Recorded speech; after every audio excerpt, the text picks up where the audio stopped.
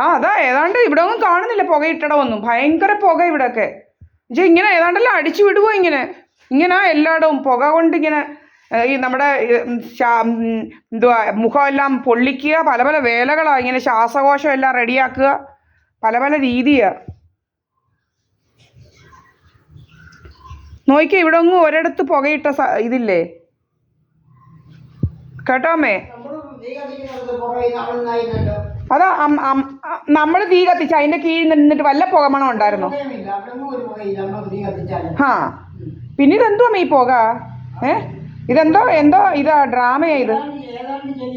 ആ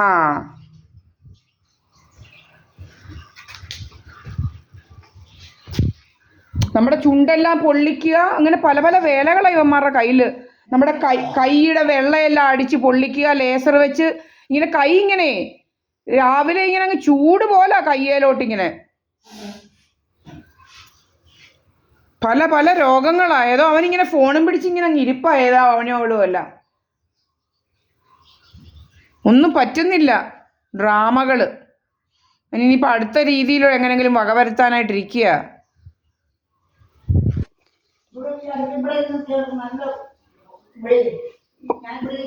ആ അതാ പറഞ്ഞത്. ഇയോടെ ഞാനും അവിടെ ഇരിക്കുമല്ലായിരുന്നു. ഈ പുകമണം വന്നത് കണ്ടോണ്ടാ ഇങ്ങോട്ട് ഇതാക്കിയത്. ഈ പുകമണം വന്നത് കണ്ടപ്പോഴാണ് ഇങ്ങോട്ട് ഇറങ്ങിയത്. എവിടുന്നാ ഇതൊന്നും അവിടെ ഒന്നും നോക്കിയിട്ട് ഒരു പുകയിട്ട ലക്ഷണമില്ല.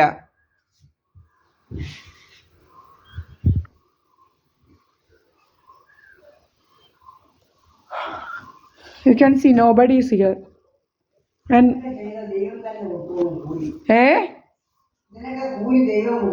അത് കൊടുക്കും, കൊള്ളാം. എവിടെ പോകാനാ കൂലി കിട്ടാതെ? എവിടെ പോകാനാ? കൂലിയൊക്കെ ഉണ്ട് ഇതിന്. ഭയങ്കര ഉപദ്രവം. പണ്ട് മുതലേ ഉപദ്രവം അങ്ങ് കൂടിക്കൂടി വരിക. ഉപദ്രവം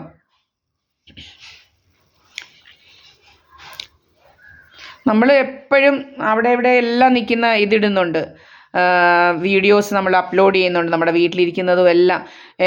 ഒരിക്കൽ പോലും ഒരു സിഗരറ്റ് വലിക്കുന്നതോ ഒന്നും ഇല്ല. ഇവന്മാർ നമ്മൾ സിഗരറ്റ് വലിക്കും. പെണ്ണുങ്ങളെവിടാ സിഗരറ്റ് വലിക്കുന്നത്? അങ്ങനെയൊക്കെ ഉള്ളവന്മാരാണ് വലിക്കുന്നത്. ഞങ്ങൾക്ക് അതിൻ്റെ കാര്യമൊന്നുമില്ല. സിഗരറ്റ് വലിക്കുന്നതിൻ്റെ അത്ര കുഴപ്പമൊന്നും ഉള്ളവരല്ല. ഞങ്ങളിങ്ങനെ നടക്കുക, സിഗരറ്റ് വലി, അങ്ങനെ വലി, ഇങ്ങനെ നടക്കുക അങ്ങ്. എന്തെല്ലാം കള്ളക്കഥകളാണ് ഇതുപോലെ ഉണ്ടാക്കുന്നത്, മൂത്ത് കള്ളക്കഥകൾ. ഇവൻ്റെയൊക്കെ വീട്ടിലെ പ്രശ്നം തീർക്കട്ടെ ഇവനൊക്കെ ആദ്യമേ. ഇവൻ്റെയൊക്കെ വീട്ടിലെ പ്രശ്നം തീർക്കട്ടെ ആദ്യമേ.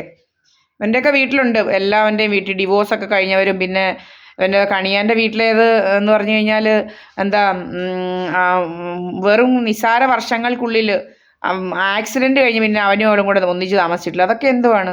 അതൊക്കെ എന്താണ് രീതിയെന്ന് നമുക്ക് മനസ്സിലാവുന്നില്ല, എന്ത് രീതിയാണെന്നുള്ളത്. പുതിയ രീതികളാണ് അതൊക്കെ. ഹണി ട്രാപ്പിൻ്റെ പുതിയ രീതിയാണ്. പൈസ എല്ലാമായിട്ട് പോയിരിക്കുക. ഗൾഫ് ഇൻഷുറൻസും എല്ലാമായിട്ട്, ജോബ് ലോസ്റ്റും ഒക്കെ ആയിട്ട് അവൾ പോയി അവിടെ പാട്ടിന്. അവളുടെ ഹണി ട്രാപ്പിൻ്റെ ഉദ്യമം കഴിഞ്ഞ് അവൾ പോയി, അടുത്തതിനെ പിടിക്കാനായിട്ട് നടക്കുക.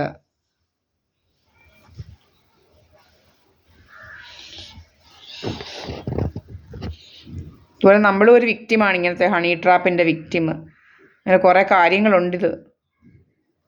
വിചാരിക്കുന്ന പോലല്ല കുറേ കള്ളര്. ഇങ്ങനെ നമ്മൾ നമ്മുടെ വീട്ടിലിരിക്കും, വേറെ അടുത്തൊക്കെ അങ്ങ് ഡ്രാമകളാണ്. നിങ്ങൾ കണ്ട് 3 ക്യാമറ ഇന്ന് ഒറ്റ സ്ട്രെച്ചിൽ കാണിച്ചു തന്ന്. നമ്മുടെ വീട് പിടിച്ചു പറിക്കണം, നമ്മുടെ സ്ഥലം പിടിച്ചു പറിക്കണം, അങ്ങനെ പല രീതിയിൽ അങ്ങ് നടക്കുക. ഇങ്ങനെ നമ്മുടെ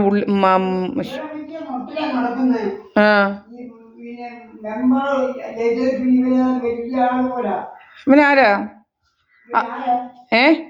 എന്താ കമ്മ്യൂണിസ്റ്റുകാർ ആ മെമ്പർ രമേശ് കുമാർ ജയിച്ചാൽ നമ്മളെ അങ്ങ് എന്തോ വെടിവെക്കുവോ?